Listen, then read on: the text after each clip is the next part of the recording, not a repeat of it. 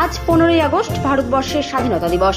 1947 সালে 15ই আগস্ট আজকের দিনে বিপ্লবী বিনয় বাদল দীনেশের আত্মবলিদানের মাধ্যমে ও নেতাজি সুভাষচন্দ্র বসু মহাত্মা গান্ধীর নিঃস্বার্থ আন্দোলনের মধ্য দিয়ে এবং কত শহীদের রক্তের বিনিময়ে ইংরেজদের কাছ থেকে 200 বছরের পরাধীন ভারতবর্ষকে পরাধীনতা মুক্ত করে আজকের দিনে ভারতীয় জাতীয় পতাকা উত্তোলনের মধ্য দিয়ে ভারতবর্ষ স্বাধীনতা লাভ করে।